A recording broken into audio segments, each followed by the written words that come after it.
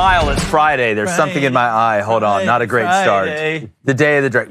Instantly, the minute we start, something gets into my eye, but don't worry. We're going to work it out over here. I'm not crying. There's something in my eye. Hey. He's sad. Hey. Guys, no, David, don't do it. Is he okay? Don't do it. So. Okay. Don't do it. I tell you who's not okay. The Texans, after what Garrett Wilson did to their defense last night. Big win for the Jets. They needed it. I didn't think you had they had it huge. But people are calling this the catch of the year.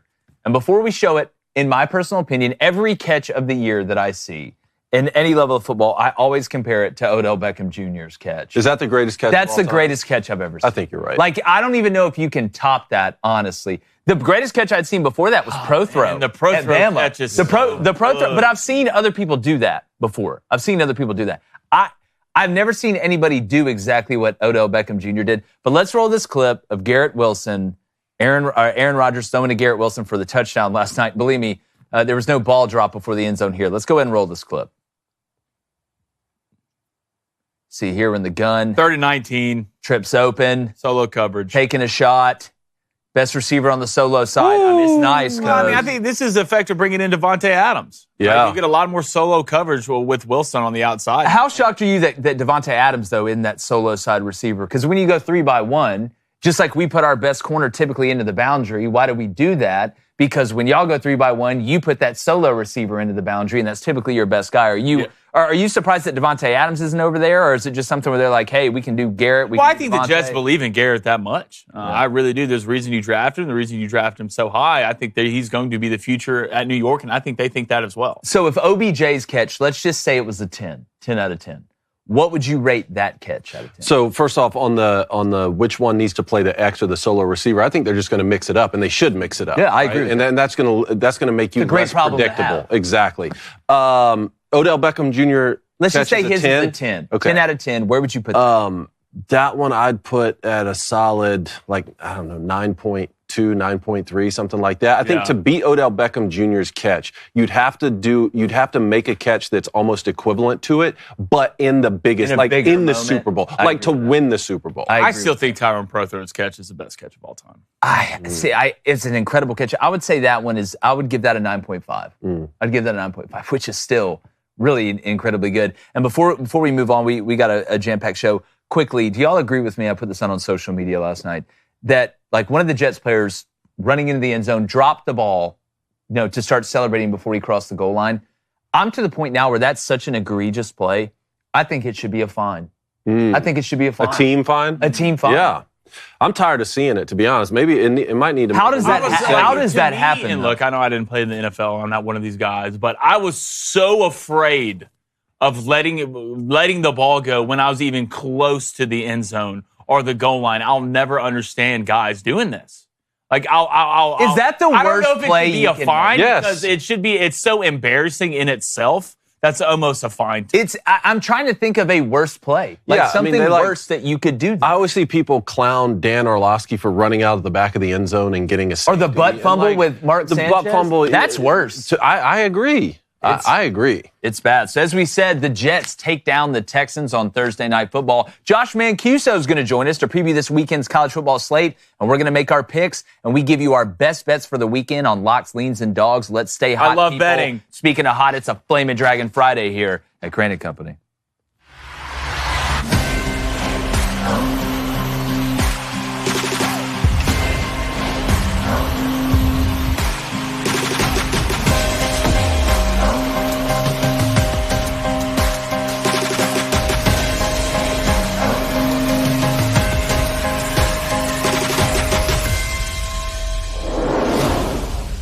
There are plenty of questions out there about how the College Football Playoff Committee will select the at-large bids in the first year of the 12-team playoff. But one of the most fascinating questions and scenarios to me is how are they going to treat teams that lose the conference championship game? Let me set the scene for you. If a 10-2 team loses in the conference championship game and they wind up 10-3, will they be punished when compared to a 10-2 team that didn't make the conference championship game when it comes to who's going to be selected in the playoff? Now, there is a little nuance here. I personally believe that if the 10-3 team did not play that 10-2 team, or they beat them during the regular season, then they shouldn't be punished and should be selected over them. There's no way you can penalize a team for having to play an extra game against a quality opponent because you are one of the 2 best teams in that league. This is a real-life scenario that I think has a greater than 50% chance to happen. We don't really know how the committee will handle this because with so many at-large bids available this year, there's no precedent for it. Then there is a scenario in which we saw play out last year. What happens if that 10-3 team's quarterback gets hurt during the conference championship game? Will that be the backbreaker like it was for Florida State last year, who didn't actually lose a game? We do have precedent for that. Either way, there are even more crazy scenarios out there that are going to make this selection process absolutely nuts. And I, for one, am here for it. And we want to know what you think. Go ahead and bring in former Michigan quarterback David Cone. And it's Friday. Hey, come on, man! So my brother becomes a dragon. Play it. This is flaming progress. I need a win, damn it. He is dragon. David, we're so hot Can you right put now. the ball in the air? Can you put the ball in the air? For those who don't know, if you're joining us for the first time, on Fridays, my brother identifies as a dragon, so we cannot use his government name. We can call him Flaming Dragon. We can call him Flaming, Flamer, a bunch of different types of Mr. stuff. Flamer. Mr. Professor Flamer. Yes. There's a couple there. Professor Flamer. Yeah. We just love gambling, and this is our game. Yeah, there it is. David, what do you think in the scenario I laid out? And we want to know what you think out there in the chat. Make sure you hit that subscribe button. We're going to have calls open up at 2:45, and we want to know from y'all. So again, both teams, you have 2 10-2 teams, all right? One makes the conference championship to play against an undefeated team in the conference or an 11-1 team in the conference, or hell, even another 10-2 team. Mm-hmm. But they lose it. So now they are 10-3 compared to that other 10-2 team that didn't get in the conference championship game, therefore didn't have the opportunity to win it or lose it. How do you, if you're on the playoff selection committee, who are you taking? First off, I found the playoff selection process throughout the year fascinating when there was only 4 teams. Now we've tripled that in size. Like I love piecing this puzzle together as we go throughout the season. I don't think there will be a uniform consensus when it comes to teams picking up their 3rd loss, right? Like not all teams that have 3 losses are built the same. So that's where I think you'll start to see like strength of schedule and eye test applied. Now the Dragon and I together earlier today, we did a little bit of math and we came up with all of the teams in the Power 4. These are Power 4 teams here. Mm-hmm. I don't think this is a year right now where 2 group of 5 teams are going to be able to get in. They're going to have their 1 automatic qualifying spot. So this is group of 4 teams plus Notre Dame that could potentially finish at what's going on? Hey, can we not drill outside during the show? Thank you. Continue. Okay. Power 4 teams plus Notre Dame that could finish 10-2 or better. So this takes out, say, Alabama already has 2 losses, LSU already has 2 losses. They're going to play each other. Both of those teams can't finish 10-2 or better. The number of teams that could, though, in the regular season, 4 teams in the ACC, 4 in the Big 12, 5 in the Big 10, and 7 in the SEC. All right. Now, just take Missouri, for instance. Like, I don't think Missouri's strength of schedule is going to allow them to make the college football playoff, even if they go 10-2 and they don't make a conference championship. They're not going to get selected over a team that picks up a 3rd loss in the conference championship game. And just for reference here, Missouri's played 2 ranked teams. They lost to Texas A&M and Alabama, granted both on the road, but by a combined score of 75-10. They don't have a strength of schedule that can make up for those 2 losses, in my opinion. That's where I think you'll see, and in this order, this is where this plays out. Strength of schedule, eye test, and yes, let's just be honest, they're going to take into account the brand draw. Those brands, whether it's a school brand or, say, a coach brand like Coach Deion Sanders, they're going to take into account the brands that can draw in the college football playoff, whether you like it or not. But I'm hoping they lean more on strength of schedule because, you know, a team like Missouri with 2 losses, or SMU could go 11-1, SMU could go 10-2 and maybe pick up that 3rd loss. Your schedule's not the same as Georgia's. And I don't want to disrespect Missouri here because I got a ton of respect for Missouri and their brand and their program. But what happens in that kind of a similar scenario? What if Texas ends up 10-2, right? That win against Michigan doesn't look great, right? You know, are as great now. Oklahoma, obviously, you know, they're going through their struggles. but the Texas brand, would that be enough to put them over the finish line when compared to Missouri as well? Like, these are real life things. And there are some other teams that are like that too. The Buckeyes, for instance, let's just say the Buckeyes, they've already lost to Oregon, right? Now, granted, that was by 1 point on the road. We know those circumstances. Those losses to me aren't the same as Missouri's losses. Or let's say Colorado's lost to Nebraska because they're in this mix too in the Big 12. But what if you go and you lose to Penn State tomorrow? Or what if you lose to Michigan at the end and you're a 10-2 team and maybe you do or don't find yourself in the Big Ten championship game? Their out-of-conference strength of schedule really doesn't help them make up. So, yes, you're having to rely on the brand at that point, which is frustrating, especially for programs like a Missouri or, say, an SMU. But I think for some of those, like Pitt doesn't have the same thing. If Pitt goes on the road and loses to SMU tomorrow but beats Clemson in a few weeks, Pitt's schedule's not the same as SMU. Now, granted that, maybe... And then Pitt would actually get in the ACC championship because they'd have the tiebreaker over. Could work out like that, yes. Yeah. Flaming, what do you think? Where are you at this? Because I think the playoff committee's screwed. I think they're screwed. I mean, what'd you say, 20 teams, Dave? Oh, yeah, sorry, I didn't give the final total. So that's 20... plus Notre Dame, because they only have one loss. That's 21 teams. I should have given the final total there, which means all those 21 aren't going to finish 10-2 or better. But that basically means that number needs to half itself by the time we get to. And Billy Lucci, when he came on early in the week, brought up a great point. He's like, I'm sitting here looking at it. Do you know how many teams could end up going actually 10-2 at the end of this? Ridiculous. It's because remember, there's the 5 automatic bids, right, that you get. Right, the top 4, which are most likely going to be the Power 4, and then the group of 5 team that's going to get in, whoever, the 5th highest conference, whatever. So, you don't have to be a genius mathematician to realize if there's 12 teams that can be taken, if 5 are already spoken for, there's 7 spots, right? And that includes Notre Dame, who you mentioned, has that win over Texas A&M, which looks phenomenal now and probably negates the loss to Northern Illinois. One more loss, I don't think Notre Dame's going to get in, and I think Army beats them. But Flaming, I want to put the quarterback hurt scenario at you. Do you think this is something where if there's a team out there that finishes 10-3 because they lost the conference championship and their quarterback gets hurt, like a devastating injury, breaks his leg, the starter. 10-3? Yes, loses. So they're 10-2. They go to the conference championship game. The quarterback gets hurt during a loss and it's a detrimental injury. Is the committee going to go back and say, well, guys, I know it's a 12 team now, but it was a 4-team last year. Florida State didn't lose a game. They won the regular season and the ACC Conference Championship, and they still kept them out. Is that something we could see rear its head again? I wouldn't be surprised, especially with a 3-loss team. If your quarterback gets hurt, they just left Florida State out and they didn't lose a football game. But so if you were going to leave Florida State out, a big brand like that, how can you make the argument, if it's another big brand that's 10-3 with a hurt quarterback, to not leave them out? Well, I don't think you need the quarterback getting hurt reasoning if it's a 3-loss team, right? You can just say they lost 3 games. That specific reasoning was needed for 2 reasons. Well, that specific reasoning last year was needed for one reason, to get Alabama and Nick Saban in the playoff, because they already had the loss to Texas in a head-to-head, so you weren't going to get in over Texas, and Texas was going to make the playoff. We always heard if you win and you're in, Florida State won and they weren't in, that had to be created for that to happen. Well, okay, and I agree with that. I think you're right. But let me throw this scenario at you, and I don't want to get too far down the rabbit hole, but these are things that could happen.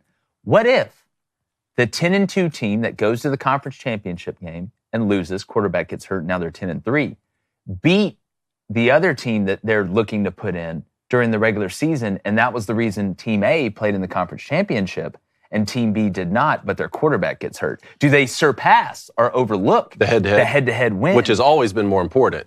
It's, to me, that's judge, jury, and well, that's why allowing the conversation of a star player getting hurt last year to even set a precedent was dangerous. And for the Alabama fans listening who may be frustrated by what I said, I mean, keep in mind, I'm not saying what was better or worse. I think we got a more entertaining playoff because Alabama was in. I really do. As someone who played at Michigan, I'm glad that Jim Harbaugh and that team had to go through Alabama and Nick Saban to sort of legitimize the championship. That's just from a personal standpoint. So I'm not saying which team should have or shouldn't have made it. I'm just saying that factored into the decision. You're never going to be able to change my mind that didn't factor into the decision. Let's just remember this. Football, the committee, right now, it's basically a TV show. Okay? So they're going to want to bring in the teams that bring in the most what? The most money and the best ratings. So I wouldn't be surprised if it came down to a certain team versus a certain team and a lot of things equal out and a lot of the same. Well, that's the Texas-Missouri. You brought up Texas, but Colorado's in that too, because if Colorado moves forward and goes 10-2, but they don't make the conference championship, I know we've talked about this a couple times this week, but does the Deion Sanders brand elevate them above the fact that they will have played one ranked team and lost to that ranked team? Without a doubt. I think without a doubt. Now, this is why I agree with you, Flaming, on we don't, outside of the 4 conference champions, the top 4 conference champions that get the automatic bid, and I love Group of 5. I coached in Group of 5, but I don't think you should automatically get representation. I don't think so either. Because you're a Group of 5, and I think this could alleviate some of that. Now, if there's a Group of 5 team out there, like a Boise State that goes 11-1, and you got Ashton Genty, and your only loss was to number 1 Oregon, well, hell, that's cachet right there. That's going to get you in the door at a lot of places. But I think having an automatic spot for the Group of 5, this is where that kind of can curtail a little bit of maybe not getting the best teams in there. Because I don't see on one hand how you can argue that, well, Florida State should not have made the playoff last year because of what happened at the quarterback situation. I agree, they'd have probably got bum rushed in the game. But then you can't, on the other hand, say, but we definitely need to make sure we have at least one Group of 5 spot for somebody. I don't think you can believe those two things. I'm not with participation trophies. I'm just not. You're going to have to schedule it in a way to where you're going to have to prove it to me. You're going to have to play a couple teams on that schedule that if you beat them, okay, now I believe you can go into the playoff. Not only can compete, but actually win a football game. In Boise State, you look at that schedule right now, I mean, you did play Oregon to the wire. You did. To the wire. A couple special teams play, you probably win that game. I know the rest of their schedule is not great, but I mean, Army, you'll have Notre Dame on the schedule. So there are certain teams on schedules where you can prove it, but I'm not going to give you a trophy for showing up. And that's why I was fine that Cincinnati got in the playoff that one year because they did beat Notre Dame. They won some of those games. They went undefeated, and the eye test when you watched them, it kind of proved it. There was no better fourth that year. There was no better fourth. There was no better fourth. I'm going to ask you guys this, and we talked about this earlier, but if Oregon wins out, all right, and Georgia wins out, okay, including the conference, do you think Oregon remains the number 1 ranked team? Yes. Going in, or you think Georgia surpassed? So Georgia would beat 5+ ranked teams, and Oregon would only beat 2 top 20 teams, and both those teams would be Ohio State. Well, look at Boise State. Like, what if there's a lot of ways to curtail and say, yes, well, Georgia's schedule was tougher. Nobody's going to argue that, right? But if Oregon goes undefeated during the regular season and then wins the Big Ten championship game, regardless of whether that's against Penn State, who, if that's the case for Penn State could possibly be undefeated when they played Oregon, or they beat Ohio State twice, then you beat Boise State, who's the Group of 5 rep, into the college football playoff. I think Oregon has to be number 1. Georgia still has to be number 2. But here's the beauty of it. Like 1 and 2, it's like being a number 1 seed in the NCAA basketball tournament. You get your own region. That's kind of how this works. You're going to get a bye, right? I know that the 1 is going to be set up maybe a little bit better than the 2, but I don't think it's drastic enough where you would put Georgia over Oregon in that situation. I agree, and Oregon and Penn State won't play each other this season. Well, in the regular season. That's what's championship. I got you. If Oregon controls their own destiny right now, just from a seeding standpoint, I don't think if Oregon doesn't lose, they can't get surpassed, even if their wins are ugly. That's how I feel right now. I agree with that. I do want to clarify one thing I just said, because with the Cincinnati a couple years ago with getting the 4th seed, I said there was no better 4th. I do think there are other teams around the country that could have beaten Cincinnati. But they had earned That's not what I meant. I just meant there was no other 4th Power 5 team that was more deserving from a win-loss record. And where Cincinnati started, where they were ranked, obviously helped them as and they well. beat Notre Dame. Yeah, that's exactly right. We want to know what you think, but I tell you what, regardless of whether it's the playoff committee or whatever, I've got a guarantee for you. And if you want to take your business to the next level, you need to make sure and check out Shopify. I mean, you look at some other brands that are absolutely crushing it. Aloe, Allbirds, Skims. Look at the Daily Wire. We use it here. It is an absolutely phenomenal product, and nobody does selling better than Shopify. That's why they're home to the number 1 checkout on the planet. Our marketing team uses Shopify every day to sell our merch. We love how easy it is to add more items, ship products, and track conversions. Look, if you're starting a business or you're at the ground floor of this, and I went through this and we did during the J-Boy show, there's so much when you're kind of your own boss and you don't have maybe a huge system around you, or maybe you do, it's tough either way. You want to be able to make sure to focus on the things that you can control the most. And you got to know, just like a head coach, how to hire people, how to hire coordinators. Shopify can be your offensive coordinator. So if you're ready to take your business to the next level, upgrade your business and get the same checkout we use with Shopify. Sign up for your $1 per month trial period at shopify.com/CRAIN. That's all lowercase. Shopify.com/CRAIN to upgrade your selling today. And when you hear this button, hold on 1 second. Hit that thing, dude. I'm on it. Congrats, we rich, y'all. Shopify.com/CRAIN. Don't be a sellout, but get your sell on. Let's go to the chat. All right, chat, what's up, losers? Hit that like and subscribe button if you donate. It's on topic. It will get read on this Friday. We're going to start it off with Ratchet. What's up, man? Says, how many one-loss Power 4 teams do we see getting left out if there isn't a lot of chaos? That's some math we didn't do. Well, and the first team, when you say that comes to mind for me is Indiana. Getting left out of the playoff? I'm just saying, so let's set this scenario. Indiana, let's say Indiana loses to Ohio State. And badly? And let's just say by 14. Okay. 14 to 17. Not like 45 to 7 or something. Okay. So marginally, but not as bad as what, some people would think. Okay. They're 11-1. They're not in the Big Ten championship game. Let's say it's Ohio State is playing Oregon, or even Oregon is playing Penn State. Okay. Whatever. So then I look at SMU. What happens if SMU wins out with their one loss? Then Miami and Clemson both win out. Miami and Clemson, I believe, will play in the ACC championship game. Clemson. SMU is 11-1. Okay, but didn't play in the conference championship. So there would be 2 right there. Then let's keep going. Pitt, in that same scenario, could lose to SMU, win out. Now, they would beat Clemson and play in the ACC championship, so maybe that's not as important. But the Big 12 as well.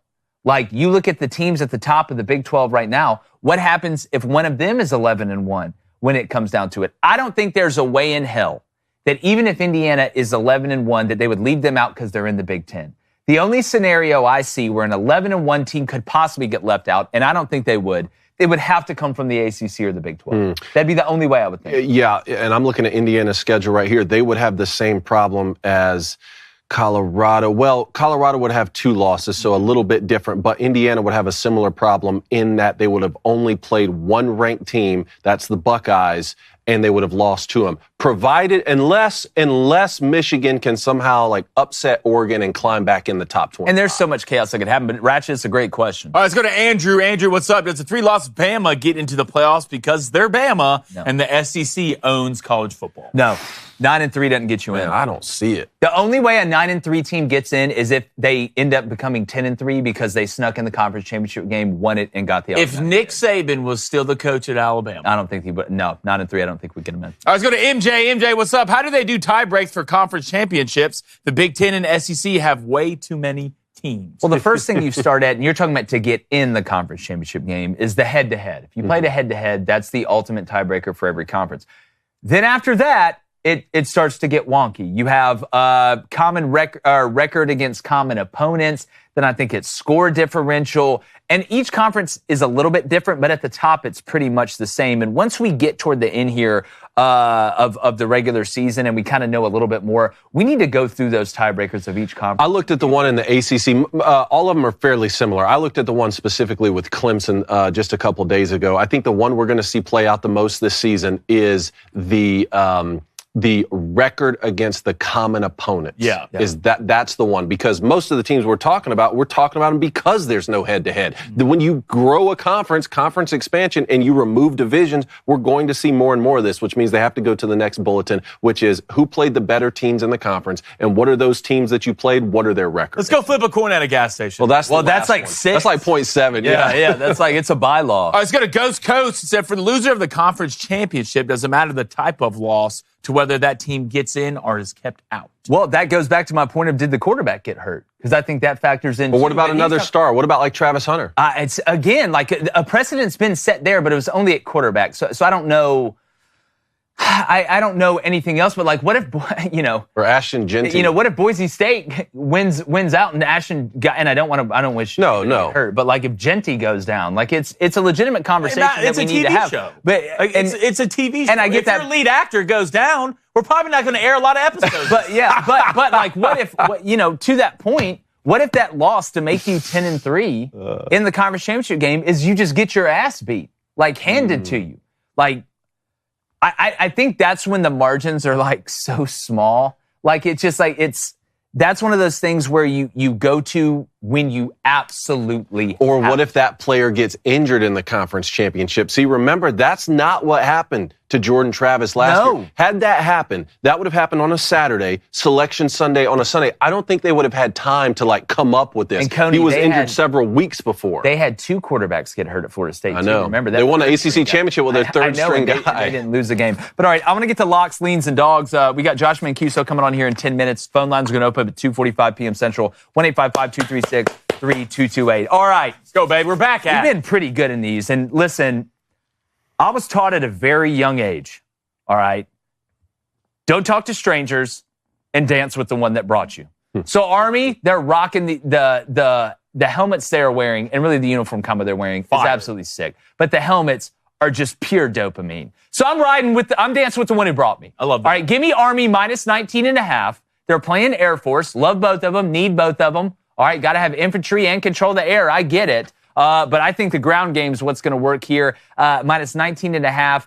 That's minus 140. And then this line has surprised me because I think Mississippi State has punched above their weight in a lot of the big games they've played. Maybe it's a letdown because it's against UMass, but they're at 18.5 point favorite right now. I bought it down to 16.5. So if they win by 17, that's at minus 144. So my locks, Army minus 19.5. Give me Mississippi State minus 16.5. Then my leans, I'm going unders here, guys. I like the Florida, Georgia under 52.5 at minus 112. I think this is going to be an absolute physical dogfight. But give me the under at 52.5 there. And then the Ole Miss Arkansas game. Right, we've talked about this. We broke it down. We're going to get into more a little bit later. I like the under in this one at 53.5. That's at minus 110. And then my dogs.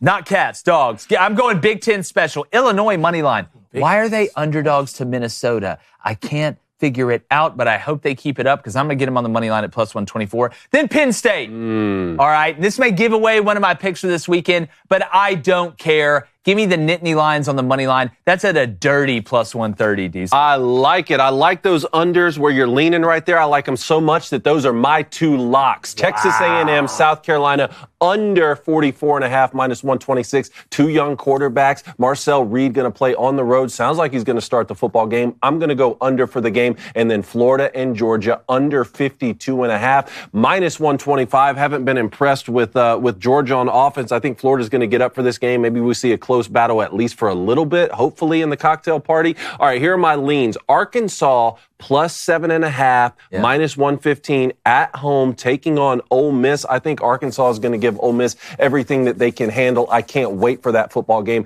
And then my other lean. This one's a bit more risky, but I'm going to lean Duke plus 21.5, minus 120 on the odds. So that's 3 full touchdowns plus the hook, playing Miami on the road. We've talked about this. Miami's going to put up points. We know what they're going to be on offense. On defense, though, can Duke take advantage of some things to at least keep that closer than 3 touchdowns? Keep in mind, Duke's head coach, Manny Diaz, used to coach at Miami. I think that may factor into the game. And then my dogs, Vanderbilt money line, plus 250. I got word that Diego Pavia, he's good. He's good to go. Clark Lee said, yeah, we tried to keep him out of practice, but it's hard to do that because he wants to be out there so badly. Mike Winchell, man. I believe Vanderbilt money line going to the Plains. Can this be number 3 against Hugh Freeze? Plus 250 on the odds. And then Pitt money line. Sounds like both quarterbacks are going to play. SMU's quarterback's going to play. Sounds like Pitt's quarterback's good to go. I don't know how healthy he is, but I think you're getting a lot of good value for an undefeated Pitt team, plus 235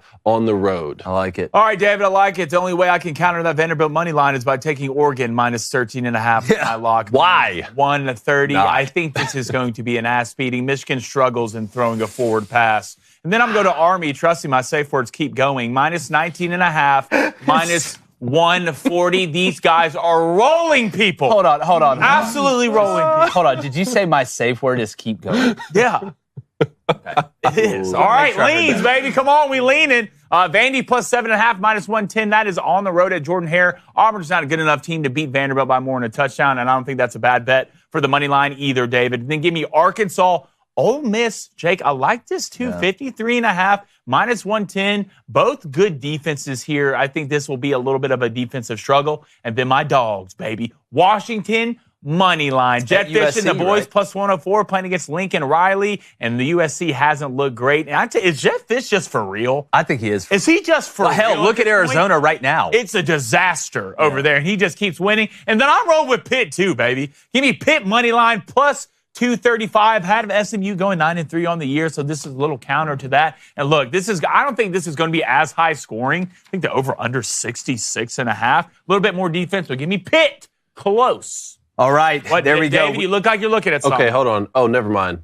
Okay, I saw your. Okay, so you're going under in the Ole Miss Arkansas game. I was locking in Texas A&M South Carolina. So we're going out. We're taking it. It's so I thought both of ours were the same. But maybe you're going to one of these games, and we want to know what your best bet of the weekend is. But if you're going to a game, you're going to a concert, you're going to a live event, we know that's the best way to go. All right? I know some of you maybe haven't been to something in a while and you want to go, but you want that best price. If only there was a place where you could filter out all the BS and get the best deal and maybe even see the view from your seat before you buy your ticket. Well, guess what? Surprise, surprise. With our friends over at Game Time, they've totally taken the guesswork out of buying tickets. All right, it's pretty easy. You download the Game Time app, you create an account, use code BOOSTER, BOOSTER, for $20 off your first purchase. Again, you download the app, create an account, use that code BOOSTER, get $20 off your first purchase. And like here in Nashville, we got the Preds, we got the Titans, we got concert all the times, we got Vanderbilt, we got poetry slams, we got all type of stuff going on. If you want the best tickets at the best price and the easiest way to do it, go to the App Store, download the Game Time app. What time is it, fellas? Game time! Game time! Why do I keep seeing that? I don't know why you keep... Your life is a musical. You know why? Because you keep playing that guy before the show. No, your life is a musical. Time to play Don't fall for his traps. No, I'm not. We're doing great. I just still, every time you do that, I think about the Ryan Day broadcast musical that you're talking about the Playbill? That was one of the funniest things that I've ever seen. All right, we got Josh Mancuso coming on here in a minute. I want to get back to the Booster Club, though. All right, let's get some bets in here. We're going to go with the first one from Ryan with a $5 donation. Ryan, thank you. Says, fellas, I'm taking Army every week until I can't anymore. It's absolutely easy money. Come here. Come hang out. Let's be friends. We got another $5 donation from Ryan Bozel. Appreciate it, Ryan. Air Force, Army, Marines, Navy. Space Force would kick all of their ass. Space Force is running an offense we can't even understand right now. It's like me watching the ending of Interstellar. All right, let's go to Gator Dan. He says, is there any chance my Gators have a chance this weekend against Georgia and the Kirby Smart Bulldogs? Do we need to jump ahead right there yet, or do you want to wait? Or well, guess what? I know we're not picking that game officially today, but we did preview it. If you want to see what we think about it, you need to make sure and go check out the preview we did of the Florida-Georgia game. I think you guys are going to get up, like Cone said. I think they're going to run DJ Lagway a lot, but I think it's more about Georgia. If Georgia plays well, it's going to be really tough for Florida. Florida's got to play clean. That's something they've struggled in all three phases. But I did think it was kind of funny, all right, the troll job that Florida's social media team did. They sent out a, hey, we're playing Georgia and Jacksonville. Everybody drive safe. And if you know anything about Georgia football, you can understand that that's a troll. But I tell you a guy that I wouldn't call him a troll. He's an actor. He's a comedian. He's a writer. He's a podcast host. He's a quote-unquote sports expert, self-renowned, but one of the funniest guys that we know and just a good old-fashioned Southern boy, Josh Mancuso. Josh, what's up, dude? What's up, guys? Jake, Dave, Flamethrower, Dragon Flamer. Right. Dragon Flamer. Yeah. Exactly right. We'll count that. How to flame your dragon. How to flame your dragon. We'll Flame count that. Now. He wrote the book on it. That's exactly right. That's exactly. What's up, man? Man, you guys look, I'm doing great. You guys look good. I mean, sharp. I'm loving it.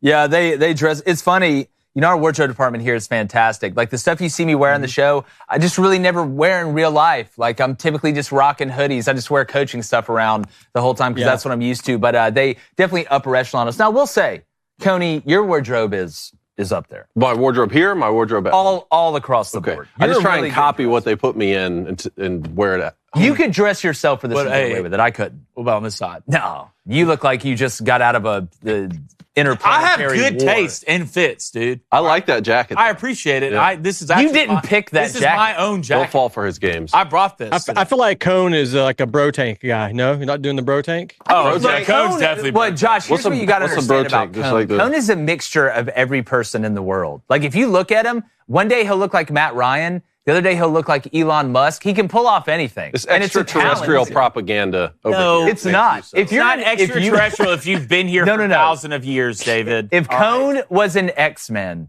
his power would be he could just look like everybody when you look at him. Like he could get in anywhere. There's nowhere this guy couldn't get in. He could get in the Pentagon. He could get in the Pizza Hut.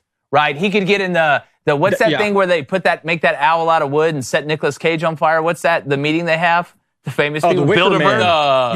The Bohemian Bilderberg. Grove? Bohemian Grove. He can get into that party, Or he could get into an InfoWars show. What am I doing here? Yeah, I know, right? That's exactly right. You could be doing so many things. Great country music artist as well. Let me just say. Thank you, sir. True. I appreciate that. Well. Good. All right. you.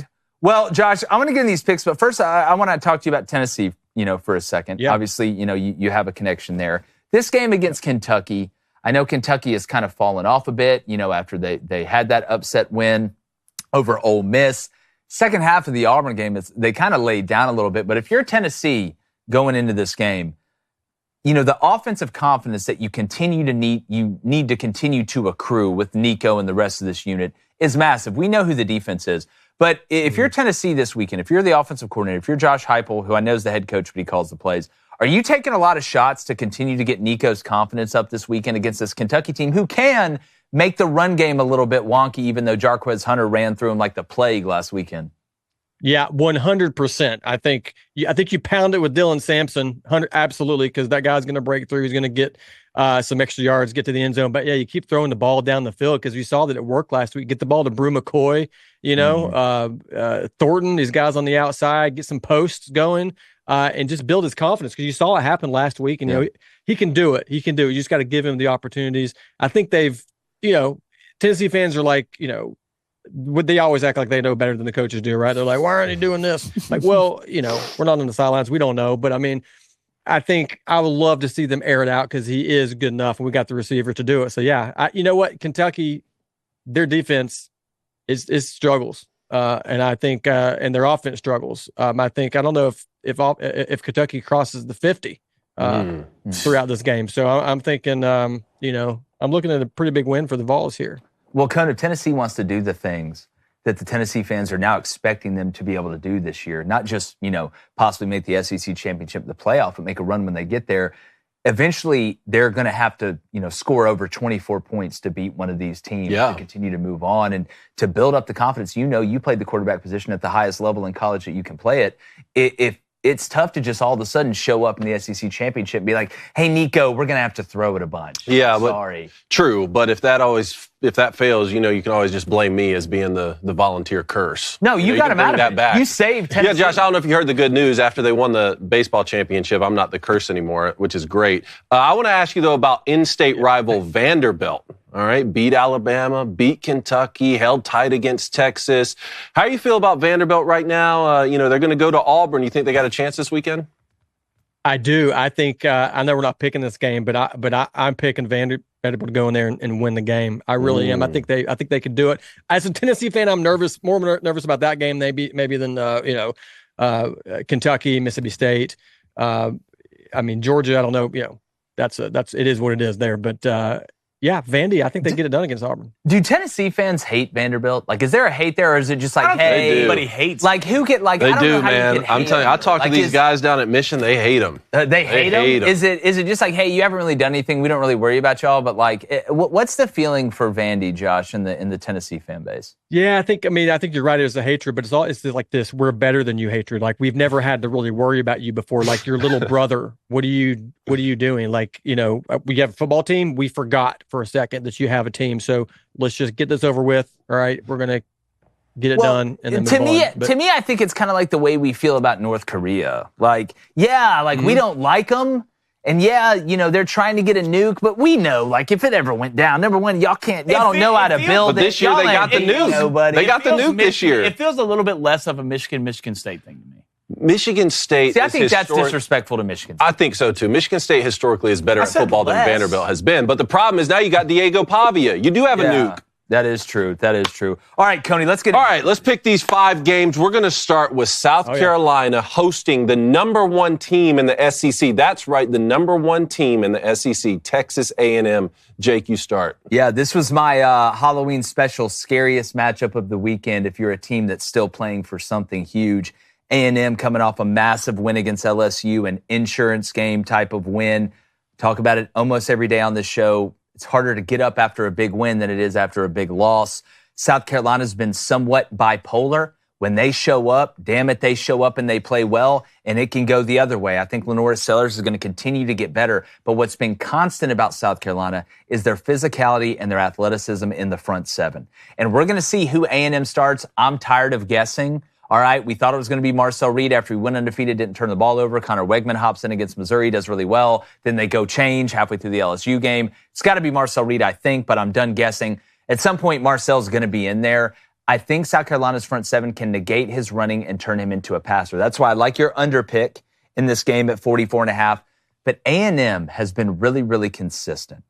I think they know who they are. And we'll talk about South Carolina's front seven, is deservedly so. But A&M's got some headhunters on that front seven as well. I think the linebacker play at A&M is one of the most underrated units in the SEC. The way they fly around, they can handle the gap scheme. They're not terrible in coverage. I think this is a close game. I think it is a nail-biter. I would not be shocked if this game goes into overtime. But I think A&M squeaks it out. And to quote Robert Downey Jr. in Tropic Thunder, survive. Yeah. How about you, Dragon? All right, I love it. One, I'm going to give a big shout-out to all South Carolina fans because no matter what the record seems it is, they always show up. Oh, they do. Right? And Williams-Brice Stadium Saturday is going to be absolutely electric. I think this will probably be the most physical football game of the entire weekend. Yeah. Really? That includes Ohio State, Penn State. Really? These front sevens for both these it's war. Are for real. Yeah. Are for real. So I do like the under in this game. I just think I'm going to go with the young guy at quarterback.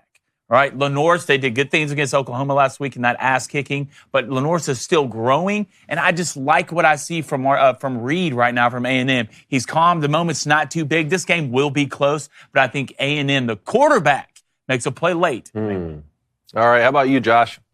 Man, good picks. I'm going with the Aggies as well. Gig 'em, baby. I think South Carolina, great program, and I kind of want to pick them because I feel like they're so close to beating some of these teams, and like at some point they're going to maybe get over the hump.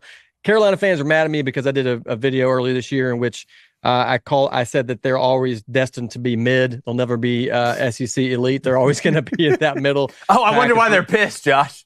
Yeah, I can't imagine why. So, but you know what? But they're so close, and I'd love to see them win. But it's not going to happen this time. I think the Aggies, again, defense, big time there up front. These guys are good, and yeah, gig 'em. But the whole thing. The thing. Yeah, come. I'm rethinking my pick now because that's 3 Texas A&Ms in a row. The last time that happened, it wasn't good. Listen to your heart. It wasn't good, but I'm going to go ahead and squad ride this thing. Give me Texas A&M. I mean, South Carolina's been Dr. Jekyll and Mr. Hyde, right? Now, whichever one of those two is analogous with them showing up and fighting hard and putting forth a great effort, I think that's what they're going to do tomorrow. I really think South Carolina is going to play this tough. And look, man, you want a recipe to win. Playing a young quarterback in Marcel Reed and having him come on the road, that's a good recipe for South Carolina. But I just have to pick the team that's been more consistent. This is going to be I have to pick the team that's been more consistent. And if this was Marcel Reed's first road game in the SEC, I would probably actually pick South Carolina. But Marcel Reed has done this before. Yeah. He went down to the swamp and won. True. And he doesn't. And he looked good in that game. He looked good in that game. Now, one thing South Carolina will have going for them that LSU didn't is they're going to be able to have game planned all week for Marcel Reed. LSU kind of got caught off guard. Their game planning for Connor Wegman. Yeah, so I don't know. I can't wait for this football game, but go ahead and give me Texas A&M as well. All right, let's go to the ACC. We got a ranked matchup. Undefeated Pitt's going to go on the road and play SMU, who's undefeated in conference. Kevin Jennings, SMU's quarterback, and Eli Holstein, Pitt's quarterback, are both slated to play. Look, I'm going to throw the disclaimer out here like I do every time we talk SMU. All right, I picked them to go 11-1 and play in the ACC championship game. And they started off horribly when I was saying good things. Every time I've said bad things about SMU, they find a way. Whether that's beating somebody to death like they did Florida State or sneaking by a team like Duke. So I'm going to pick SMU, to win the game. I'm going to pick them. But I'm not saying anything good about them. I'm going to spend the next 30 seconds saying good things about Pitt. Eli Holstein's going to play, the Bama transfer at quarterback. I really love his game. His ability to run, I think, is underrated. He's got a big arm, but he also has some touch. He can make all the throws. Pittsburgh stays with a couple guys on the defensive side that can really play, and that pass rush has continued to improve. So I'm really proud of what Coach Narduzzi and Pitt have done. But I'm going to pick SMU. And now it's your turn, Flaming. All right, I love it. I'm going with the Pittsburgh Panthers in this game. I love what Narduzzi does, especially after last year. He told all the offensive coordinators to get out, said if you don't want to be here as a player, you can get out, and we'll go from there. Now look at them. I think the Pittsburgh defense is better than what people think they are. I think there's a reason they're undefeated. You go look at that Syracuse game, and I know Kyle McCord didn't play great, but hell, he gave up 13 points. That's a pretty good offense on that side of the ball. I like Pitt in this game. I think SMU is good. I have them going 9-3. I think Narduzzi and the boys pull this one out. Josh?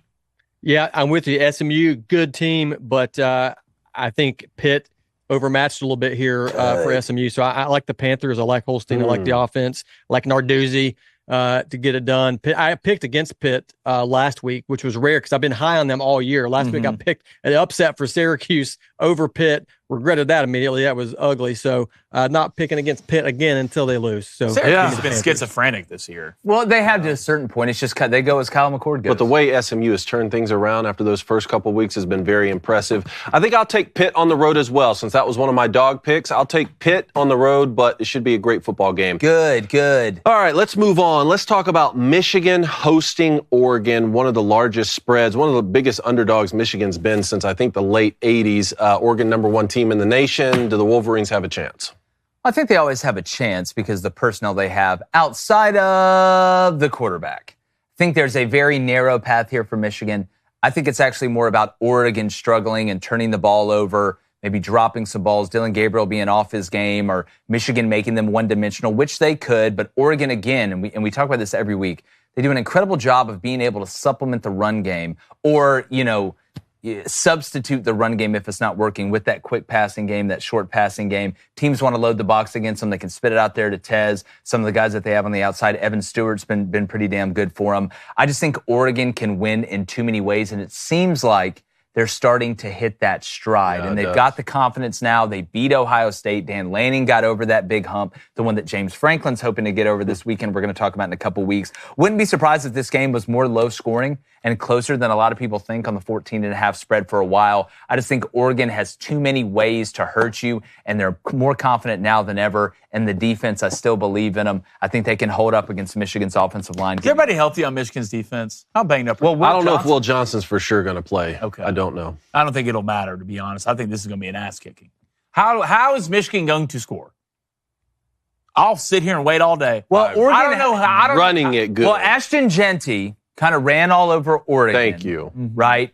But I think Oregon is a different team today than they were when they played Boise. The scariest thing about it was Dan Lanning and them, the one thing they couldn't get going was stopping the run. And now they're doing that. And you brought in Dylan Gabriel to win games like this against Michigan on the road. He's too composed. He's an older guy. They have receivers, just a plethora of NFL receivers. I like Oregon. Tight end's damn good, too. Tight end's good, too. Secondary, young, two good backs who are old. Your two guards who are old. So, I mean, I like Oregon. I like them big. Well, and it's easier to stop the run game when you know they can't pass. Like, that does make it a little bit easier. You're able to narrow It's going to be focus. Davis Warren, correct? Yeah. It's got to be. Jack Tuttle is retired from football after his 5th concussion. All right, Josh, I see that Maze Yeti behind you. Do the unthinkable. Shock the nation here. Shock the nation.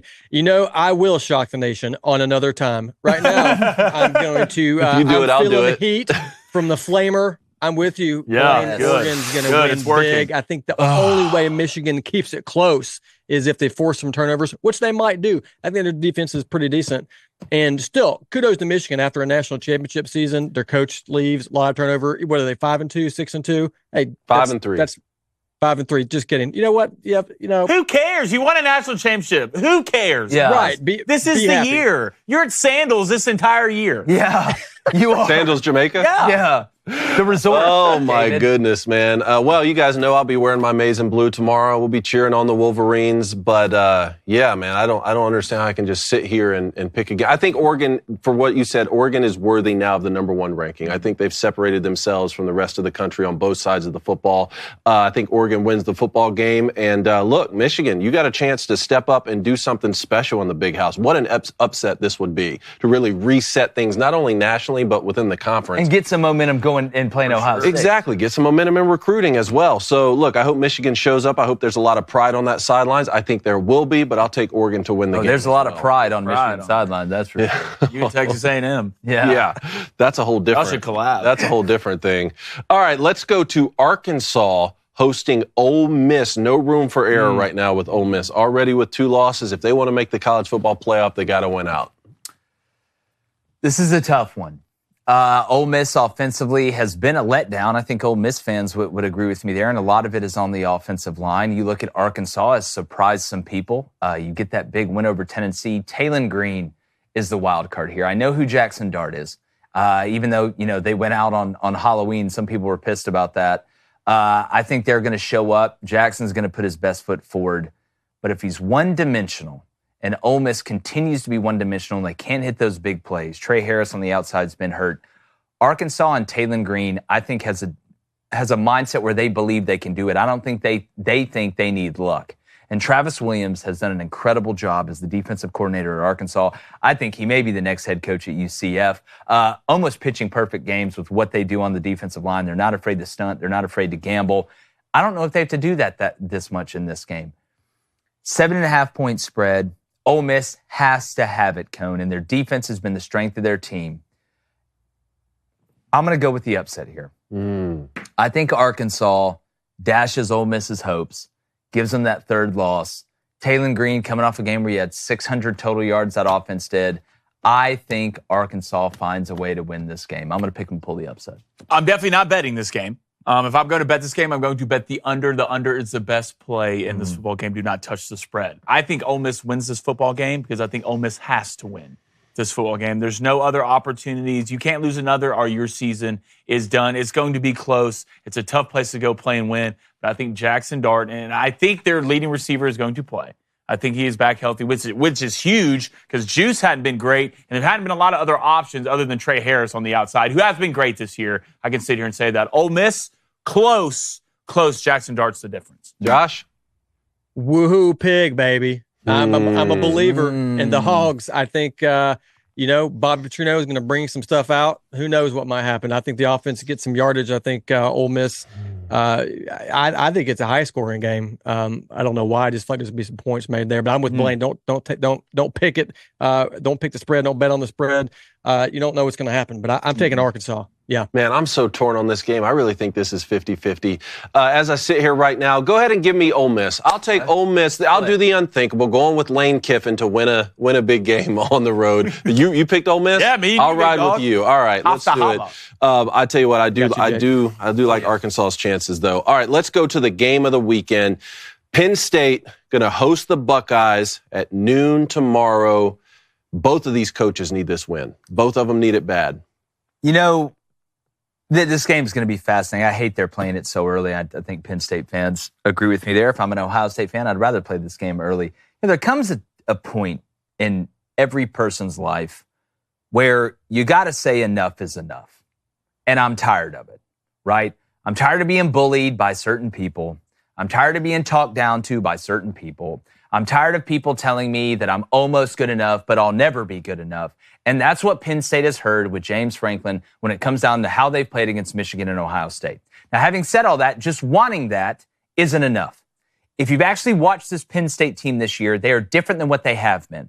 Offensively, I've talked about them bringing Andy Kotelnicki, the offensive coordinator from Kansas, over that has brought a new breath of fresh air to this offense. They're taking shots down the field. Drew Allar's confident to let the ball go. And what has hurt them in the past is they've ran and hit on offense and hoped the defense would be good enough to beat an Ohio State or beat a Michigan. The only year that wasn't the case was when Saquon Barkley almost helped them beat Ohio State, but they still lost. James Franklin's been waiting for one. They're as jacked up as they've ever been. I think this team is different. I got a ton of respect for Ohio State, but I don't think Ohio State is what a lot of people think Ohio State is. Give me Penn State at home in Happy Valley to finally walk up to the bully in the yard and punch his ass right in the face. Give me Penn State to win the game and to pretty much cement themselves into the Big Ten championship. I love it. You're going to have to prove it to me. You're going to have to prove it to me that you can do it. Give me Ohio State. Ohio State hadn't looked great. I know that. But I still know the athletes they have on both sides of the football. And I know what Will can do. It's going to come down to Will and Drew, I believe. One of these guys is going to have to make the play to win the game because I think both these defenses are going to play well. And I think Will Howard is the guy who makes the play to win the game. God, for Ohio State, that would be massive. That would be massive. Josh, who are you taking? Yeah, I think the head pick is Ohio State, but I think the heart pick is Penn State, and I'm a believer. I picked Penn State last year. I think they need this game bad. Ryan Day needs it too, but James Franklin needs it more. I like Penn State in this game. Nittany Lions. And I think Saquon may have beaten the Buckeyes his junior year, sophomore year, but not the year he left though. It's been that I think it's been since 16. Is a Buckeye fan or Penn State fan? We're almost going on a decade. Almost. Man, the way that the Buckeyes have struggled on offense and defense the last 3 games, which is the toughest competition that they've played, certainly is concerning. But I keep going back to Oregon had to win the total yards battle, had to win penalty battle, had to win the turnover battle against them, and the Buckeyes lost by 1 point on the road. With their ability to hit big plays at any time, combined with how banged up is Drew Aller? Do we know? I mean, I know he's going to play. How banged up is he? I'm going to be in the camp of you got to prove it to me. I just need to see it with my own eyes because I've seen this movie so many times. Give me the Buckeyes on the road to stay with one loss. And I don't know if Ohio State can afford to lose this game. Yeah, you might be right. Well, you still got Indiana on that schedule. Well, but see, then and I see what you're saying, but if I'm Ohio State, if I did lose this game, thank God Indiana's good. Because now that's going to be your best win if you beat Indiana. I mean, Indiana's possibly going to be a top 10 team by then. And then if you're an Ohio State fan, as hard as this is, you should be rooting for Michigan, right? Not just because they're playing Oregon and Oregon's the team that beats you, right? But the better Michigan looks, the better that win over Michigan's going to look. That's why it's weird. It's a weird dynamic. Texas fans and Ohio State fans need to be Michigan fans, right? Texas already beat them. Ohio State hadn't played them. But the better Michigan looks, the better it's going to be for you if it does come down to those, nuanced margin of error arguments for the college football playoff. Josh, before we let you out of here, I do want to ask you this one question. Sure. You do a ton of funny stuff, but the mascot idea where you explain like the origins of the mascots in a funny, it's almost like and I'm not saying you're drunk, but a drunk history version of like why the mascot is what it is. When did you come up with that? Yeah, well, I am drunk every time I record those videos. Okay, good. Well, I wasn't going to say it out loud. Me too. Yeah. I'm drunk right now. I'm drunk when I watch them. Yeah. So, it was like 2.5 years ago, I think was the first one I did, and it was the Auburn Tigers. It's because my father-in-law, he was an Auburn grad, big Auburn fan, and he would always yell War Eagle, right? And I'd be like, why don't you yell Go Tigers? Like, you're the Tigers. He's like, no, because it's the War Eagle. I was like, what is this? And so I used to just give him a hard time. I was like, that'd make a great video. And I was already doing some of this stuff anyways, but I kind of fell into the sports bucket, if you will, by doing that first Auburn video about how they chose their mascot. And then, from there, it was like Tennessee, Ohio State, it's evergreen. It's evergreen. I could do this forever and might do it.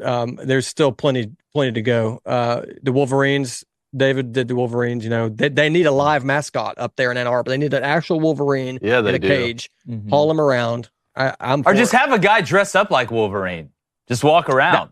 Yeah. You could get Hugh Jackman could come up there and I always think it's funny. I always think it's funny when teams have mascots. They're like one thing, but the mascot is another. It's like they're this, but since you can't really have either that animal or that thing, it's like Iowa State. Yeah, like they can't just start a tornado on the 20-yard line. Well, the government controls the weather. So I'm not saying tactically. I'm saying just fundamentally, it's probably not a good idea. Josh, I have a question for you. What did you dress up as for Halloween? There's a picture of me on Twitter. I think I was just sort of an Alabama fan because I threw on the mullet and Ricky Bobby hat. And you had a cigarette and a cold beer. Yeah, I saw it. I was so disrespectful. You're basically Roll Tide Willie. Hey, if you watch Lady Ballers, you'll see the origins of the humping badger mascot, and he's the worst. Yeah. What was that thing? You talking about the Wisconsin humping badger? Yeah, well, you don't need to be any more specific. What was that badger humping? I still don't know. Nobody knows. But what I do know is if you haven't checked out any of Josh's videos, you need to go follow him. Josh, tell everybody where they can find your work because it kills me every time. It's great stuff. Yeah, I appreciate it, guys. First of all, let me just say, I come from a middle-class family, and I'm a middle-class guy. I watch middle-class football. I make middle-class videos, and you can find them at Josh Mancuso, all the social channels. JoshMancuso.com is my website. But thank you guys for having me, and thanks for watching the vids. You guys are awesome. Love y'all's show. Josh, you're the best. Good luck this weekend against Kentucky, my friend. Thanks, buddy. Josh Mancuso, one of the best in the business. All right, speaking of best in the business. All right, let's get to them phone lines. I want to hear what the people are talking. All right, let's go to Joshua in Knoxville. Joshua, do y'all hate Vanderbilt or what? Hi, guys. So you had asked a question about, you had asked a question about how much Vol fans hate Vandy. And I just wanted to rant for just a quick second. Go ahead. They are absolute scum. They count a win from World War I when we didn't have a football team because we had all of our guys volunteering in the war effort, and a bunch of Army recruits went out to Vandy, played a game, and got their asses kicked because they're not football players. Oh yeah, it was Diego Vandy Pavia's great-great-grandfather, Sergeant Pavia. Exactly.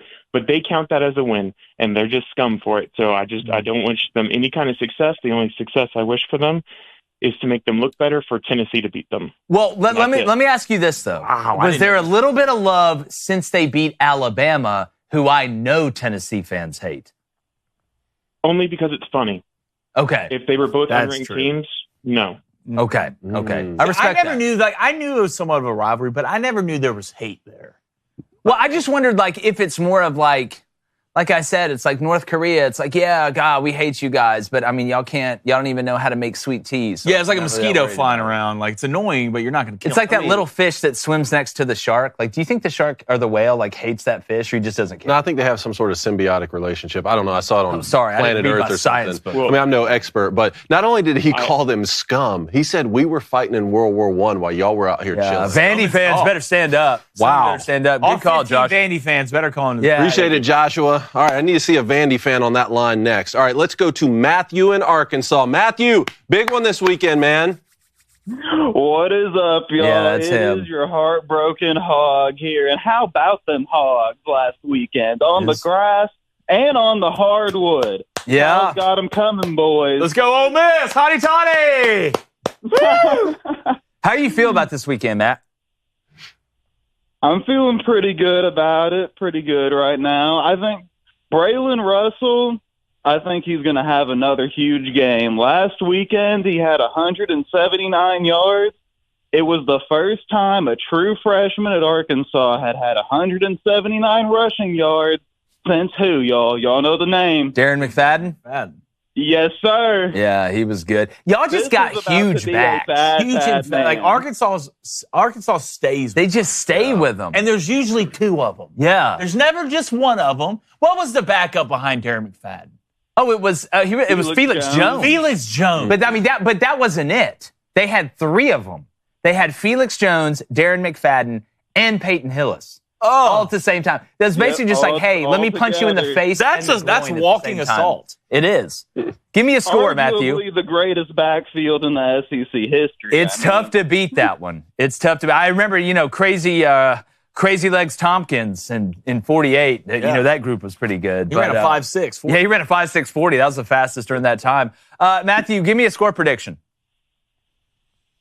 I'll take his 27-24. It's an under. Okay. So yeah, that's an under hits. That's an under, boy. A little too close for my liking, but I'll take it. How about what the coaches have done with this team, y'all? With the expectations they had going in. Yeah. I mean, they've got 3 600-yard games this season. Between 2018 and 2023, Arkansas had 4 600-yard games total. No, That's what we like to call down in Arkansas the Bobby Petrino effect. Yeah, I'm just waiting to see a lightning scar on Bobby Petrino's forehead. Like literally, they y'all might win 6 games, and y'all's coordinators are going to get gutted. I don't know. Yeah, well, they're gone. I don't blame you. Petrino's gone. If Malzahn gets fired at UCF, I will say I'm not worried at all about Petrino. I believe he plans to retire at Arkansas. I don't think he's leaving for anything. He don't want to be a head coach anymore. I'm extremely worried about leaving. Well, we'll see, Matthew. Thanks for calling, man. Thanks, Matthew. I think Appreciate Bobby it. P wants to be a head coach somewhere. Yeah, hell yeah, he does, I think. I think Bobby Petrino wants the keys. I think that he wants the keys to the streets. And you think Central Florida? Is that what you were about to say? I think Central Florida could hire Petrino or Travis Williams. Yeah. All right, let's go to Ian in Utah. Ian, talk to us on this Friday. All righty. How are you guys doing this Friday? What's up, Ian? Flaming Great. Dragon Friday. Yes, it's on fire. All right. Are you guys familiar with Idaho 8-man football tiebreaker rule for conference ties? Because I think we could bring some of this into some of the college football ranks. Please indulge. And one of the tiebreakers, you play with 11 people instead of 8. Yeah. Never. Forbidden. We didn't even have 11 people on our team. I don't think. Yeah, that there would was work. 11 people that went to the school. Y'all play with 4 girls. Yeah. I had 8 in my graduating class. All right, so 8? What did y'all go to class in a teepee? Yeah. Well, so I went to high school in Montana, but we had so few people, we had to co-op with the Idaho school right over the border. And so, anyway, I'll get to my point. So, what I was gonna say is, so if the conference standings are tied at the end of the year, the winner of the conference gets to go to the state playoffs, right? Okay. And so from there, we split head to head with this one particular team my senior year. And so the way it works, if you have the head to head split, you drive to a neutral site and you actually play overtime. So you play overtime, and the winner of the overtime gets to advance. No so I was thinking, way. How was the overtime done? How did they do overtime? It's just like so it's college rules. So you start 25. You start at the 25, just like normal college rules. And so each team is guaranteed a possession with the ball, and whoever wins that, it could be, in our case, it was over in 5 plays. We scored on our first play and stopped them. But I think, this would be great for college. It would be so fun. Why do I not hate this? Yeah, I thought I would not like that when he this. said it, but I really don't. Maybe because it's solved on the field. A list of like 7 different tiebreakers, head-to-head should take priority. And it's like, conference record, blah, blah, blah. No, give it to the hands of the teams. They got millions of dollars to travel to whatever. We did that in middle school one time. We're playing overtime. 3 schools show up. You settle it on the field. You only play overtime, so you really don't have to worry about players getting super beat up or anything. I actually don't hate that. Ian, that's a good call. That's a good little nugget there. Appreciate it, man. Great call. All right, let's go to Nick in Minneapolis. Nick, what's up? How you doing, boys? Nick, what's up, dude? Hey, Jake. First off, happy you and I share the same level up day. I'm 27 tomorrow. So birthday, bro. Hey, Nick, let's go. Look, we got to stick together. Scorpio Bros for life. Absolutely. All right. First off, I want to say thank you guys so much for what y'all do. I don't think y'all realize the impact your show has. On my last 2 deployments on my submarine, I would download every single episode I could in any way possible so that I could listen. And anytime I could, especially while cleaning, it really just helps get through those long deployments. Dude, first off, thanks for your service. Second off, you probably have to carry your gonads in a wheelbarrow because I'm not getting in a submarine to save my life. The fact you get in that thing makes you way more braver than I will ever be. Well, thank you. I appreciate y'all. All right. So my question here is Steelers football. What do we have to do to get back to being where we used to be? And do you guys think that the Russell Wilson starting QB1 is the right answer? Because I think it's the wrong one. Well, to me, if you're the Steelers, and I understand the sentiment from Steelers fans, it's, yes, we know that Mike Tomlin wins a lot of games, but we have to start doing stuff in the playoffs again. I think that's the way that a lot of Steelers fans feel. But the more I look at the Steelers, the better it looks for me. Why?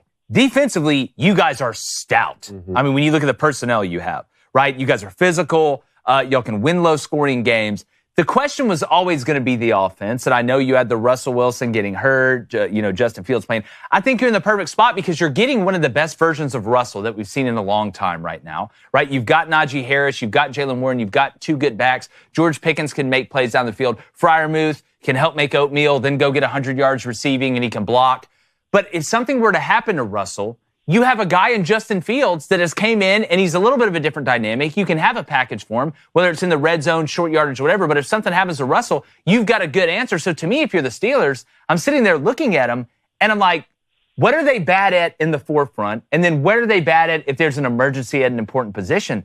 I think you guys are set up for success right now. And we can have the argument of should it be Russell, should it be Justin? But you have both of them, and you've won with both of them. So if something stops working, you have an answer. If somebody gets hurt, you have an answer. And you're always going to be good on defense. I think the Steelers are in a great spot. It always starts on defense for them. If you look at those 8 and 10 teams, when they won the Super Bowls, not only do they have the best defense in the league, those are 2 of the greatest defenses of all time. Hitting a defenseless receiver started because of that Steelers. True. Sure. And you hear Mike Tomlin talk about those. He gets asked all the time which defense was better, and they're always going to have a great defense. That's where it starts for Mike Tomlin. I don't know if either one of these quarterbacks right now in their career, and I was a longtime Russell Wilson fan, can win you the Super Bowl right now. I think maybe you need to go get that next guy, and offensive line play. You go back to those Big Ben days, that offensive line, Pouncey and all those guys. They were complete teams. They were for real. Right now they're ranked 20th in the NFL in the offensive line, so that's not going to get you where you but Russ has looked really good these past. I don't think Justin Fields looked bad when he was out there. No, he didn't either.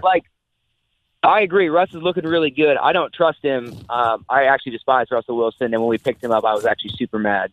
But I think we're doing kind of like what Indianapolis is doing right now, where I think Justin is going to be the franchise quarterback going forward, and we're doing him a disservice by having him sit. And Jake, I agree with you, but I think it's flopped where you start Justin, and then if Justin gets hurt, we know what Russ can do as a backup, because I really hope we get rid of Russ next year and just trade him out. But one of the things, Nick, Nick, first off, I appreciate everything you do, brother. Thanks for the kind words. But also, too, I think it is great for Justin Fields. You can like Russell Wilson, you can not like Russell Wilson. But when it comes to the way you work and prepare and stuff, I do think it is really good for Justin Fields to watch how Russell Wilson, goes about things and to mentor him going forward. Because if we're talking talent, Russell Wilson was very, very talented. But as far as just gifts, I think Justin Fields is a more gifted athlete than Russell Wilson was, even at his best time. But Russell was a more natural thrower of the ball, and I think Russell's football IQ was better. So if there's one main thing that you want to have rub off on Justin Fields from Russell Wilson is laugh, is the IQ, being able to see it and understand it and process it quickly, but also the preparation. I think those are two things. Agreed. And I'd rather be the Steelers right now than the Colts. Or the Jets. For sure. But you brought up the Colts, right? Great call. Nick, thanks so much, man. And thank you for your service. We appreciate it, man. We owe you. All right, let's go to Texas and talk to Michael. Michael, what's up, man? Happy Flaming Dragon Friday, fellas. Yes, sir. And before I get to what I want to talk about, Jake, is your birthday today or tomorrow? Tomorrow. But it's been all week. My birthday's a week-long festival. Well, happy early birthday, Jake. Yeah, appreciate it, buddy. Thank you. Anytime. So, I have a scenario for you guys in the Big Ten. All right. So, Michigan, just to kind of shorten it, Michigan, they somehow, some way win out. They beat Oregon, beat Indiana, beat Ohio State. They win out. They finished 9-3. Talk to me. Oregon, after that, wins out. Indiana, they beat Ohio State, and they only have that one loss to Michigan.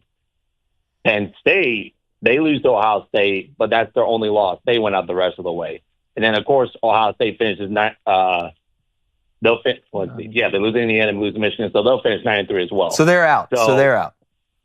Okay, so Ohio State's out. So you got Oregon 11-1, Penn State 11-1, Indiana 11-1. Now, Michigan will be 9-3, but they went out, and you have those big wins against really 3 top 10 teams, including number 1 Oregon.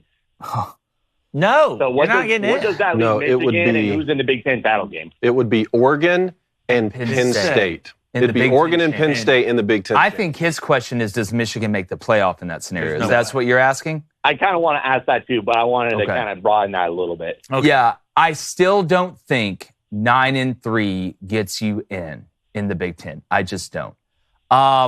Which would be unfortunate for Michigan, because you would have beaten, a team in Indiana that in that case, because Michigan does play Indiana, correct? Or Penn State, but which one? Does Michigan or Penn State play Indiana? Michigan plays Indiana. Michigan plays Indiana. So if they win out, and you said Indiana lost to Ohio State, so that would give they beat Ohio State.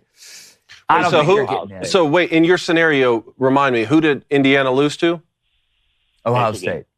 Or Michigan. They lose to Michigan, but they beat the Buckeyes. Yes. Lose to so Michigan, Indiana's in. Buckeyes. Yeah. Well, actually, then I don't know if it's Penn State. It could be. Who would go in the Big Ten? Well, Ohio State would be out. Michigan would still be out. It'd be Indiana, Oregon. It'd be Indiana, Oregon. Not Penn State, Oregon. Yeah, because Indiana would have beaten Ohio State, and Penn State would have lost. And Oregon would have beaten Ohio State. Yeah, they'd have the better win. So, yeah, sorry about that, Indiana. It'd be Oregon and Indiana. That's right. Wow, that'd be insane. But Penn State would still make the college football play. Oh, hell yeah. Because that'd be their only loss in that scenario. Yeah, and I think Indiana, even if they lost that, would get in at 11-2. That'd be, man, godly. That's one of those scenarios where I think, where Notre Dame comes in to the effect of what if Notre Dame doesn't get in? Could Michigan sneak in the back door? That's a tough one. God, Mike, that would be nuts. Michigan's not going 9-3. I mean, but you never know, though. You don't know. You never know. And you guys brought up the whole brand draw. And, of course, Michigan is one of the biggest brands. So I know it's very unlikely. I don't think Michigan will go 9-3 anyway, being realistic here. But just in the scenario they go 9-3, all those big wins and the brand draw, it would be tough to leave them out. even though they're 9-3. Would y'all say that? What I was saying before the season was if the 9-3 was you lost to the 3 teams that you were quote unquote supposed to lose to, that was Texas, Oregon, and the Buckeyes, and then you beat everyone else, and then you had chaos around the country where there's not a ton of 10-2 and 11-1 teams, then that's the only part that we could have seen. Yeah. Right? No, it's Mike, that's interesting, buddy. Yeah, appreciate it, man. Fair enough. All right, let's go to PJ in Dallas. PJ, this isn't producer Justine, is it? What's up, boys? It's PJ. What up? I'm a student at the University of Arkansas, but I'm a lifetime OU fan. Wow. Double agent. Wow. So, yeah, still up for the Hogs, though. But I wanted to ask you guys about the OU-OC situation. Jake, I know earlier this week you mentioned the name Brennan Marion. I think you were recommending him for a Florida job, or I don't know what school you were talking about. But I was wondering if you guys think he would be a good fit to be Oklahoma's offensive coordinator next season, and if his offense would kind of complement BV's defensive scheme. I know a lot of OU fans have talked about Mike Shanahan as well, so I wanted to hear y'all's thoughts on that. Well, you know, I think Brennan would do a really good job. And he would take that job going from UNLV's OC to Oklahoma's OC. Here's where I'm interested with Venables, because that's what this comes down to. What type of offensive system do you want? Do you want one that's kind of alternative, like you just had with Luttrell, that was, heavy RPO, wasn't exactly pro style, or do you want to go back to a pro style type system and have that defense that's always going to be damn good under Brent Venables, you kind of be that type of team, if that makes sense. So in his mind, I don't know where he's at with it right now. I know it's a lot easier, to recruit when you have a more fun, wide open offense to some, but I always thought one of the easiest ways to recruit is to sit in a living room with a quarterback and say, hey, we run a pro-style offense. You want to know why it's called a pro-style offense? Because it's what they run in the pros. Oh, where do you want to go play after college? Oh, the pros. So why don't you come here? And if you want to be able to talk in Japan, let me teach you Japanese. So I don't know where Brent is at on it. To me, I think Brennan Marion would be a good candidate. I think it's a fun offense, the go-go offense, what they do formationally, how they're able to kind of mix tempo, take advantage of space. If I was in charge of it and I was Brent Venables and I was sitting there right now and I looked at kind of who I had, I wouldn't be too afraid to go back with an RPO style system. Just because it didn't work, right, at a certain amount of time or a certain point in time, doesn't mean a new coach can't get in there and work it, even better. And as a defensive guy, that's what worries me the most, when you can affect 3 levels at once, or there's 3 areas of conflict that could all happen on the same play. That stresses me out more than anything. So I think it would be a good hire, but I just don't know where Brent is on it from a mindset standpoint of what he wants. Yeah, I know they were wanting to hire from the inside, like Seth Luttrell. I think he was a fullback on the 2000 national championship team. Yep. And they kind of wanted to keep that like OU culture. But I think it's time to hire someone outside of the program. But you go get the best guy. His own guys. If the best guy's in-house, hire him in-house. Like what Michigan did. I think they hired the best guy that they could have in that situation in Sharon Moore with what they had going to where the culture was. Go hire the best guy. That's why I always say it doesn't matter where you're from. Doesn't matter this, that, or the other. Go hire the best guy you think. And don't be, pigeonholed by making your mind up that I'm going to only do it this way, or I'm going to only do it that way. Interview multiple people. Hire the best guy. Thanks, PJ. Appreciate it, man. Hey, Great call back, PJ. All right, let's go to William in South Carolina. William, talk to us. What's going on, guys? Can y'all hear me? What's up, Will? What's up, man? What's up, bros? So quick. I'll make it quick. So I got 2 statements. One, I got to sling some hate at another college fan base, another college team. Then I got to give my statement on the big South Carolina Texas A&M game this weekend. Go ahead, dude. All right. So with the South Carolina Texas A&M game, I'm gonna be real. I'm representing all of the Coxes, all the Cox today. Mm-hmm. No one knows who's gonna win this thing, but I think our defense is real, and I think we'll handle it. And when it comes to slinging hate, screw Clemson and their cupcake ACC schedule. I don't think they're worth a lick, and I think they're running into the best defense since the Steve Spurrier era at the end of the year, and they're going to run into a saw blade. Go Cox. William, let me ask you this. And I know South Carolina's not going to play in the SEC championship this year. They're not going to make the playoff. But how sweet would it be for South Carolina fans? Let's say Clemson wins out the rest of their games in the regular season until they play South Carolina. And that game is at Clemson, I believe. Right, William? Yes, it's at Clemson. How sweet would it be if South Carolina beats Clemson? All right, in that scenario, Clemson would still play in the ACC championship game. They'd be 10-2 with one loss. Dirty. And then you go to the conference championship game, undefeated in the ACC. Because remember, you would have lost to 2 SEC teams. Yeah. So you're 10-2. You play Miami and you lose to go 10-3. Woo. And that's what keeps you out. Probably keeps you out. Yeah, like that. See, that's 10-3 scenario. There's another one right there. There's one. It's beautiful. I mean, Beamer did it in the 2022 season, took Clemson and Tennessee out of the playoffs. I think they can do it again. I mean, same thing with Texas A&M this weekend. They need to watch out before they get the Tennessee treatment. 63 points on the forehead. But we'll see what happens. I don't know. I don't trust the offense, of course, but we'll see. Give me a score. Right now, I'm thinking 24-17, go Cox. Okay, let's go. Let's go, William. Thank you, man. Thank y'all for calling in. Hey, great calls today, guys. Appreciate it. We're trying to take over the call-in game. Sorry, Paul. All right, here we go. Paul.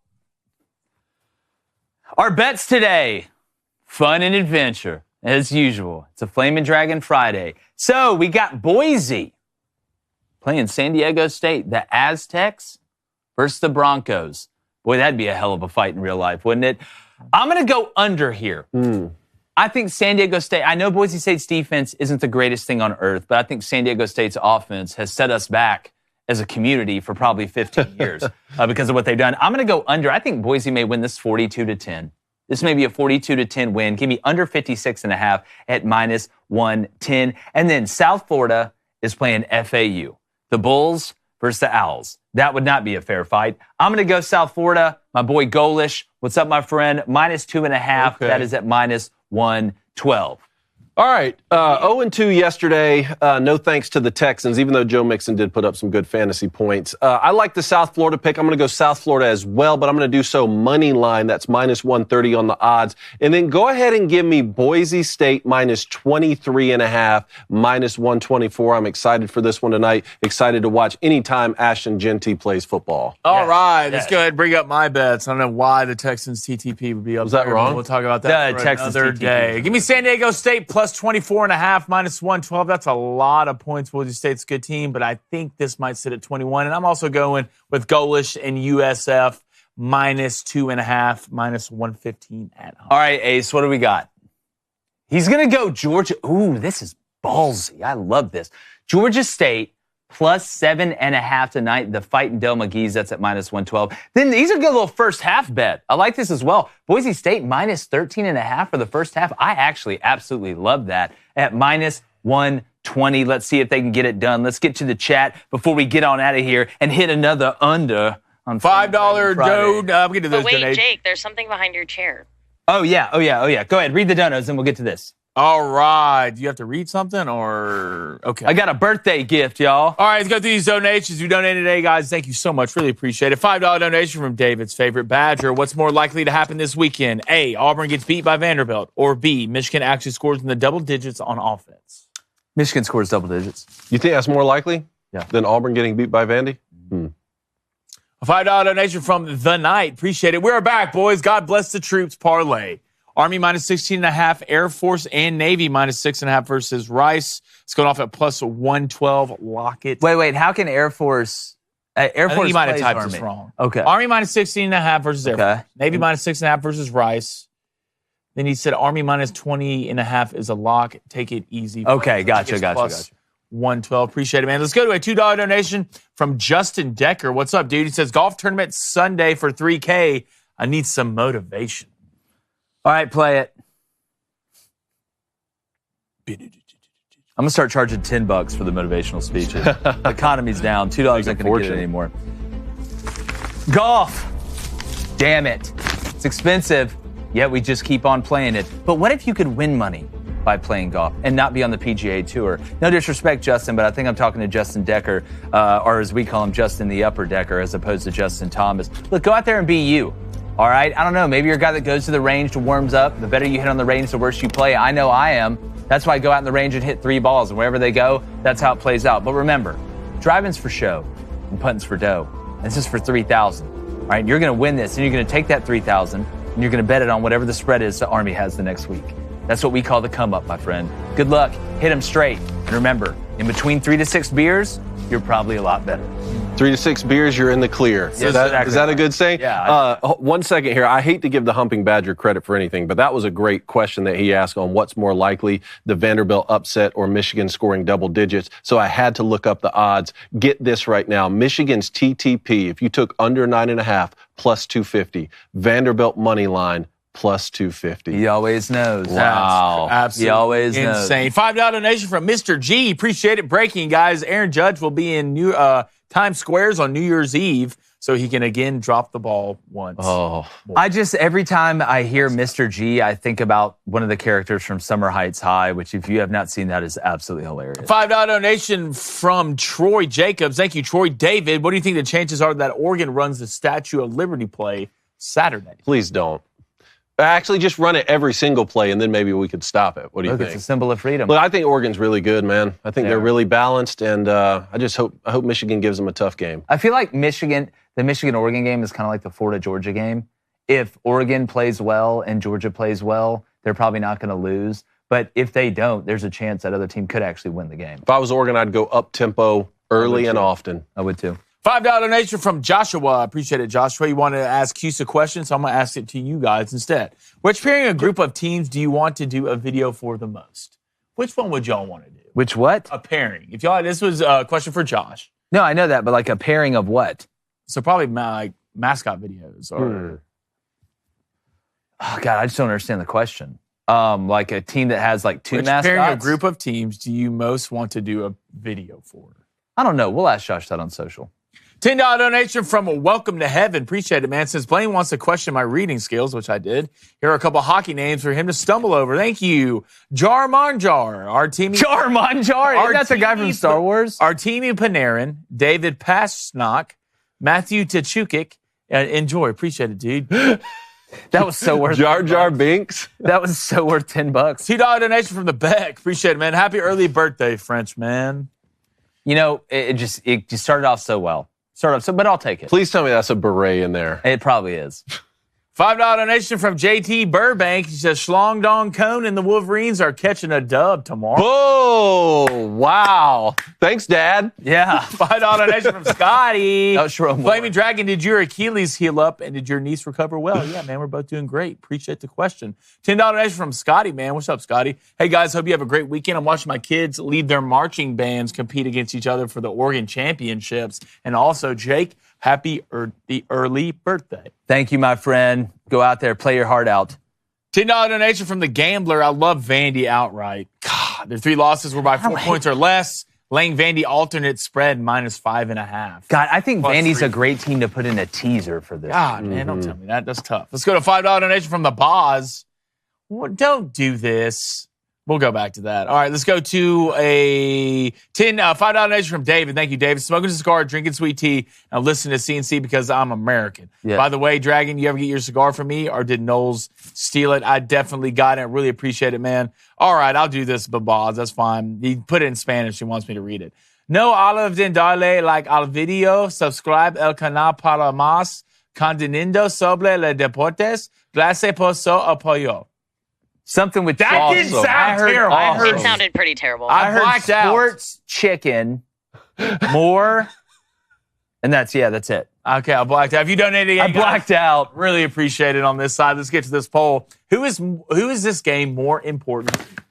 Ryan Day or James Franklin? Good poll. Good poll. Ryan Day. Ryan Day, because you've already lost 1 this year. This is the best roster. You spent $20 million on. It's got to be what percentage you put into that? 55. I'm gonna agree with you. I'm gonna go 56% Ryan Day. Ryan Day, 73. Yeah, I think that's right. Yeah, I think that's right. Yep. I do. All right, I got a birthday gift. Yeah, you do. Come on. Let's see what it is, and then we got something else we got to show. It is a brand new Oh, it's an Auburn shirt. Wow. Oh, very nice. Hey, oh, is it a hoodie? That. Good. Y'all know me so well. But he got Hawk hands. Hold it out. Yours movie quality. Yeah, it's movie quality. Look at that. Dude, is that a dry fit hoodie? Oh, wait, there's more. It's a Billy Mays situation. Oh, gosh. What else we got in here? I'll take this one. Yeah. All right, it's orange. And it's a girl's dress. Good. Yeah, Reed. My wife's an Alabama fan. Reed, sorry about it. I'll just hold on to this. No, give me that. Give me that. There's also more. Sick. There's also more. What? This is like a Santa's bag. Wait a minute. There's nothing else in it. Bottom. This is all I need. Well, that's not. I didn't tell you it was in the bag. Look under your chairs. Oh, yes, guys. Under your chairs. Under our chairs? Steve No way, dude. has made us action figures of ours. I can die now. I'm good. I'm ready. Beam me up, Scotty. Look at this. Steve, this is absolutely dope. This is absolutely dope. True talent right here. This is true talent. My cushion packaging is in an interesting Well, David, you got to spot. protect the You got two? the meat and two. Good for you. You got, yeah. I got three. one. No, look, this is like realistic. But no, honestly, Steve, thanks so much, Amazing, buddy. man. We're gonna put these up in the studio. Thanks, buddy. This says the Flaming Dragon. By the way, play that undergraphic. Play it. Play Josh it. said it 4 times, dude. We all heard No, it. we didn't say it 4 times. We're gonna have to come up with a new game. I know. We're Y'all so are good just- at this it's too one. perfect at this point. We appreciate you guys. Shout out to Steve for the action figures and like the chances of me not having an action figure about myself. We're going. Gotta catch it. Gone. Yeah, I got mittens.